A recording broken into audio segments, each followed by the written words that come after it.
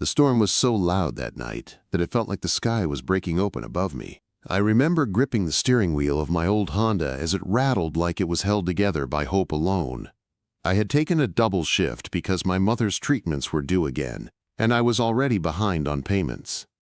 All I wanted was to drop off the food and get home before the engine died for good. But the moment I stopped at the iron gates of that mansion, something in my chest tightened. It wasn't a normal house. It looked like a fortress pretending to be a home. The long stone walls, the huge gates, and the way lightning lit up the gargoyles on top made it feel like I was entering another world, a world I didn't belong to. A guard approached my window, tall and built like he could lift my car with one hand. He didn't smile. He didn't blink. He just stared at the delivery bag on my passenger seat and said, "ID and order confirmation." My hands shook a little as I passed my documents to him. I kept thinking about my mother at home, how tired she looked the last time I visited her. I needed this job. I needed every dollar. The guard examined my information for what felt like forever before he finally stepped back. "Follow the driveway. Don't take pictures. Don't stop. Don't wander."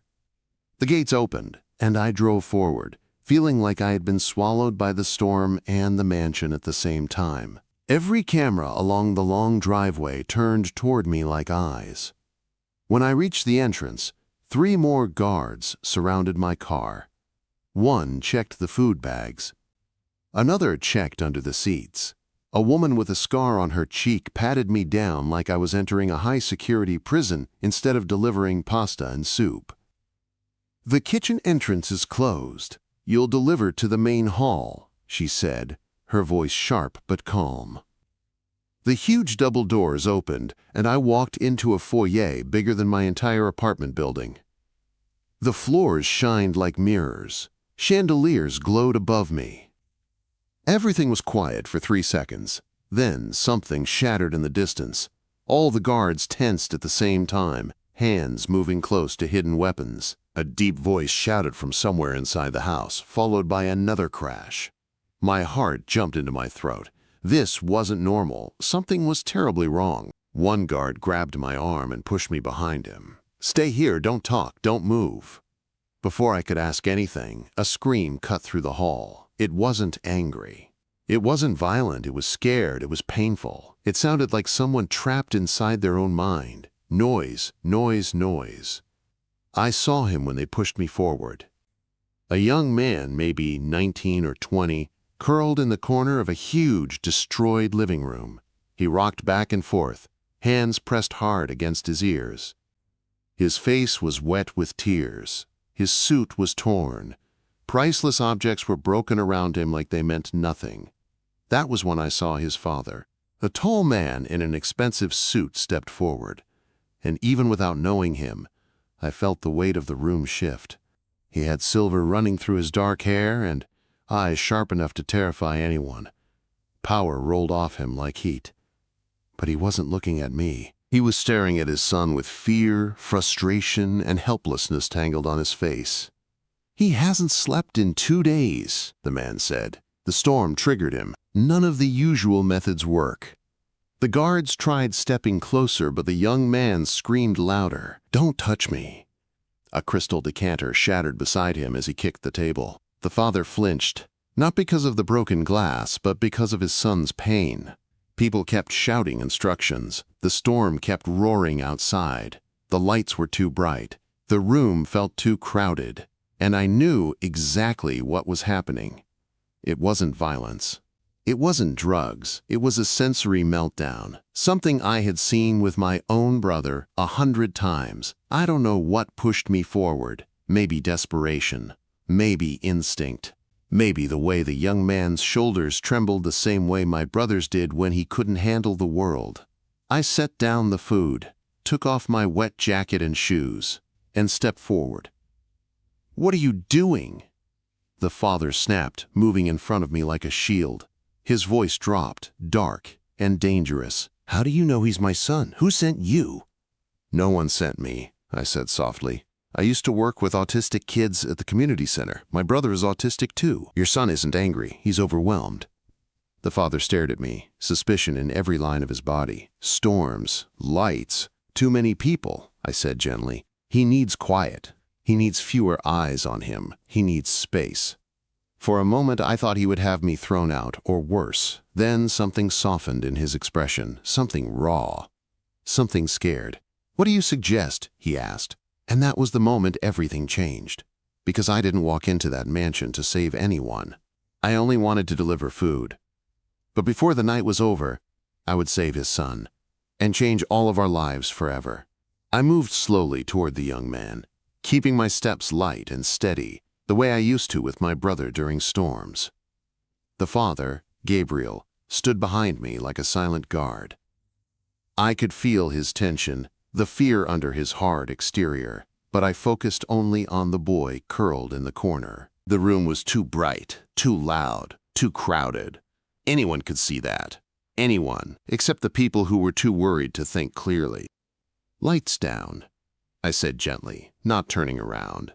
To my surprise, Gabriel obeyed instantly. The chandelier dimmed until it felt like the room could breathe again. "Everyone except 2 guards out," I said next. Again, Gabriel lifted 2 fingers. His men left without a word. The room finally grew quiet. The storm still rumbled outside, but inside, the atmosphere shifted. Softer. Safer. I lowered myself to the floor, several feet away from the young man. His name, Lucas. I had heard one guard whisper earlier. He rocked hard, fingers digging into his ears. His breathing was fast and sharp, like each breath hurt. I didn't reach out. I didn't speak to him directly. I simply matched his rocking, gently, slowly, letting him see me without feeling invaded. My voice was soft. "My name is Melody. I'm sitting here with you until the storm gets quieter." He didn't look at me, but his rocking slowed by a fraction. I hummed a tune my brother always loved, a simple, steady rhythm. Something calm, something predictable in the middle of chaos. Lucas's shoulders eased 1 inch, then another. After a moment, he peeked at me through wet lashes. It wasn't full eye contact, but it was enough. "You're safe," I whispered. He didn't scream this time. His hands slowly dropped from his ears, trembling. I reached into my pocket and pulled out the small fidget cube I always carried. I placed it gently on the floor between us. "For pressure," I said softly. "It helps sometimes." Lucas stared at it, then at me. His fingers twitched. After several long seconds, he reached out and picked it up. He clicked one side. Then another. His breathing slowed even more. Behind me, I heard Gabriel exhale, like he'd been holding his breath for hours. "The pressure," Lucas said suddenly, pressing his hand to his chest. His voice cracked from all the crying. "I can help with that," I said. I grabbed a weighted blanket from a nearby armchair and rolled it tight. Instead of putting it on him, I placed it next to him. "You can choose," I said. Lucas took the blanket and pulled it over his lap. A visible wave of relief passed over his body. His breathing steadied. His shoulders dropped. His rocking slowed into soft sways. "You're doing great," I whispered. "Your body remembers how to find quiet." For the first time since I entered the room, the storm was no longer the loudest thing. The silence inside Lucas's mind was slowly returning. Behind me, the father's voice broke. How did you know what to do?" I turned to him. His expression stole my breath. He wasn't the terrifying man from the doorway anymore. He was a father begging the world for help. "My little brother," I said softly. "He used to have meltdowns during storms. This is not anger, it's overload. He needs understanding, not control." Gabriel looked at Lucas with eyes full of guilt, fear, and love all tangled together.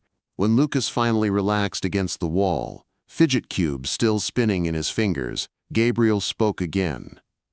"Come with me," he said. His tone had changed. Not an order.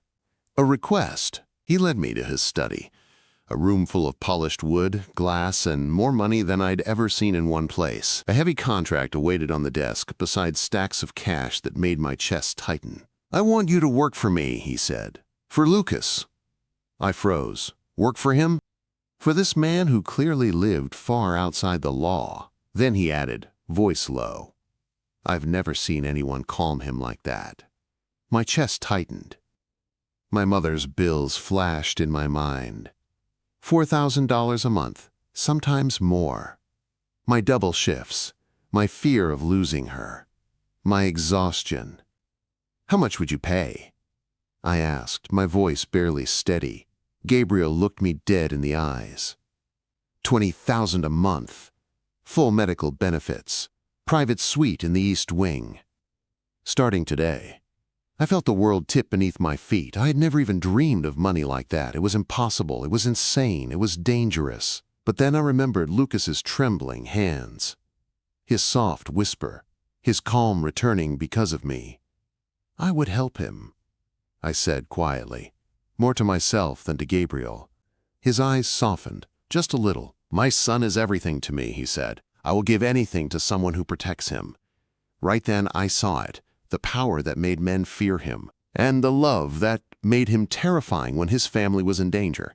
So I signed the contract, and in that moment, I had no idea that helping one frightened boy on a stormy night would pull me into the most dangerous and life-changing chapter of my entire life. I moved into the mansion the next morning, though calling it a mansion didn't feel right anymore. It was a world of its own, with rooms bigger than the entire apartment building I grew up in. The staff watched me like I was a mystery they couldn't solve. Some looked curious. Others looked annoyed that a delivery girl had been invited into the inner circle. A few looked scared on my behalf. But Lucas, he watched me with something different. Trust. Not full trust, but the first pieces of it. Small, quiet pieces that I knew were precious. His schedule never changed. Breakfast at 7:30 a.m., 3 pancakes cut into 8 equal pieces. Syrup added only after the pattern was complete. Any interruption, any change, any wrong texture would overwhelm him. I learned his routines, learned his comfort items, learned the exact tone of voice he needed when the world became too loud. And in return, he let me into corners of his life no one else had seen. He liked butterflies. He hated the smell of new clothes. He memorized entire maps after looking at them once. And he could tell when someone was lying just by how they breathed. One morning, after 3 weeks of working with him, Gabriel stood at the window watching us in the garden. Lucas had just asked to see the butterflies. The outdoor air was helping him, something even the specialists had failed to achieve. He hasn't stepped outside his wing in over a year, Gabriel said, as if he couldn't believe his own eyes. I watched Lucas study a butterfly's wings as if they were a puzzle only he could solve. He feels safe, I said softly. Gabriel looked at me then, and something in his eyes changed. It wasn't cold, it wasn't hard, it wasn't dangerous, it was grateful. That look stayed with me for days, but underneath the peace, something else was happening. Something darker. The security around the house increased. Guards walked the grounds in tighter formations. New cameras appeared overnight. Gabriel spent long hours on the phone, his voice low and tense. When Lucas overheard one conversation, he came to me during dinner and whispered, "There are more guns today." He said it like someone pointing out a change in the weather. Not afraid, just aware. That same night, as we sat down for dinner in the dining room, Lucas suddenly stopped eating and stared out the window. "There is a man in the trees," he said. My stomach dropped. Gabriel reacted faster than I could blink. He grabbed Lucas with one arm and me with the other, pulling us away from the window as he barked orders into a hidden microphone. Guards burst into the room. Lights dimmed. Doors slammed shut. Something clicked beneath the floor. Then he pushed us into a hidden room behind a reinforced door. "Stay here. Don't open this door for anyone except me," he said. His eyes landed on Lucas, softer than I'd ever seen them. "I'll protect you," he told his son. Then he looked at me. "And you?" The door shut, sealing us inside a panic room with surveillance screens showing every corner of the estate. A real firefight was happening outside. Silent weapons. Men in tactical gear. Movements so precise it made me sick to realize how practiced they were. Lucas sat on the floor with his weighted blanket, completely calm. "This happens every few years," he said softly. "Someone tries to take Father's territory." I stared at him. "You've seen this before?" "Yes, but they never succeed." He pointed at a camera feed. "You should switch to the northeast camera," he said. I didn't question him. I switched it. My heart slammed into my ribs. 3 men in black tactical gear were moving through a blind spot in the garden, straight toward a service door that wasn't reinforced. Gabriel didn't know. My breath caught. I grabbed the radio Gabriel left behind. "There are intruders at the northeast entrance," I said quickly. Seconds later, guards swarmed the area, intercepting the intruders just in time. On the screen, I saw Gabriel turn, his expression tightening. He knew the warning came from me. Hours later, when the fighting stopped and the house was secure, Gabriel returned to the panic room with a cut above his brow but otherwise unharmed. "You saved lives tonight," he said quietly. I shook my head and motioned toward Lucas. He did. Lucas pressed closer to me, his shoulder touching mine. It was the first time he initiated physical contact. The weight of that trust almost brought me to tears. But just when I thought the worst was over, Lucas leaned closer to me and whispered something that chilled me to my bones. "Victor is working with them. He wants to kill Father. And me." "Victor, Gabriel's most trusted lieutenant." I looked at Lucas, stunned. "How do you know?" He tapped his fingers against his own wrist in a pattern that meant truth. "He talks too fast when he lies. He checks his watch every time he hides something. He breathes harder when Father enters the room. He doesn't look at me anymore." My throat went dry. Lucas wasn't guessing. He knew. That night, everything changed forever, and I had no idea the danger we were about to face, or the way it would bind us all together in ways none of us could escape. The next evening, the mansion felt different. Too quiet. Too still. The kind of stillness that comes right before something breaks. Gabriel moved through the halls like a man preparing for a storm only he could see coming. Lucas stayed close to me, his fingers tapping a soft pattern against my wrist, our wordless way of sharing calm. Victor arrived exactly at 7 for the family dinner Gabriel had arranged. He greeted everyone with a smile that didn't reach his eyes. I felt Lucas tense beside me. His shoulder brushed mine, a small signal that said, "Danger." I kept my gaze low, pretending not to look, but every sense I had was awake. The long table was set beautifully. Crystal glasses, polished plates, silverware arranged perfectly. It looked like a normal dinner until you realized every guard in the room was standing a little too straight. Every breath felt too shallow. Gabriel lifted his glass. "To loyalty," quote. Victor smiled back, but something flickered in his eyes, something dark. Dinner had just begun when Lucas tapped a pattern on my wrist. 3 short taps, 1 long. "Someone else here is a traitor." I scanned the faces around the table slowly, remembering Lucas's words. Watch the breathing, watch the eyes, watch the hands. That was when I noticed Maria, Gabriel's personal assistant. She kept touching her watch. She shifted in her seat whenever Gabriel spoke, and she had seated herself near the exit. Lucas noticed it too. His hand tightened on mine. Victor moved first. His hand slipped toward his jacket.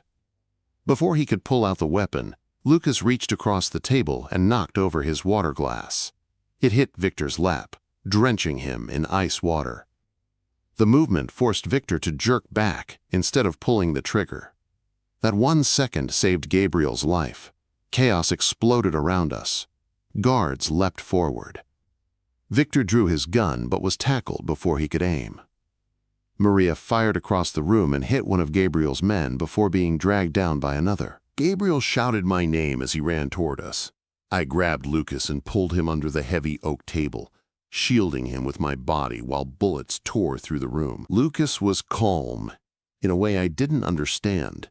His breath steady, his hands steady. "It's almost over," he whispered. And he was right. Within 30 seconds, Victor and 2 others were on the ground. The rest were disarmed or dead. The room fell silent except for the ringing in my ears. Gabriel found us under the table, his face twisted with fear. "Are you hurt?" he asked. "We're okay," I said. But his eyes stayed on Lucas, filled with a pain deeper than I had ever seen in him. Then Lucas walked toward a wounded guard, knelt beside him, and pressed hard on a bleeding wound. "Femoral artery? He has 3 minutes," Lucas said plainly. Gabriel stared, shocked. I helped tear a tablecloth for a tourniquet, following Lucas's instructions. His hands didn't shake once. Together, we saved the guard's life before the medical team arrived. When it was over, Gabriel knelt beside his son. "Where did you learn all that?" he whispered. Lucas looked up with eyes too old for his young face. "I watched trauma surgery videos after Mom died. I wanted to know how to stop people from bleeding." Gabriel's expression broke. I saw a father who had lived with too much guilt for too long, but we didn't have time to rest. The mansion lights flickered. The backup generator hummed. The surveillance screens glitched. "They're targeting the power grid," Gabriel said. Lucas stepped in front of the console and started typing with a speed I had never seen. "I changed the security system last month," he said. "I added extra cameras. They don't know I fixed the blind spots." The cameras came back online, and we saw it, 3 infiltration teams, coming from 3 different directions. A full-scale attack. Gabriel's voice hardened. "Get Lucas to the panic room. If I don't return in 6 hours." Lucas stepped forward. "No. The south wall is weak because of the drainage system. They'll breach there first." "But they don't know about the tunnels leading to the boathouse." Gabriel stared at him. "You know the tunnels?" Quote. Lucas nodded. "We can flank them." It was a plan only someone who saw patterns differently could have created, and it worked. The attack failed. Completely. The Vasquez operation collapsed. By dawn, the war that had been building for years was over. When the sun rose, father and son stood on the terrace together. Gabriel looked at Lucas as if seeing him for the first time. "You have your mother's mind," he said softly. "She saw patterns too." Lucas studied the ocean with quiet fascination. "Would she approve of us?" he asked. Gabriel's voice cracked. "No." Silence fell. "We can leave," Lucas said. "We can disappear. The accounts in the Caymans hold enough, I checked." Gabriel didn't even question how he knew. He just looked at me, as if asking, "Would you come with us?" And when Lucas whispered, "I want to study marine biology," everything changed. 3 months later, we lived in a coastal home outside Vancouver. Gabriel legally invested in clean businesses. Lucas attended university. My mother lived in the guest cottage, healthier than she had been in years. And me? I found a place I never expected. Not as an employee, not as a stranger, but as part of a family that had once lived in shadows and learned how to stand in the light. One night, as the waves crashed below us, Gabriel finally spoke the words that had been waiting between us for months. "You walked into my life on a stormy night and saved the 2 people I love most." I don't know when it happened, but Melody, I can't imagine a life without you. The storm that brought me to him was long gone, but somehow he became my calm after it.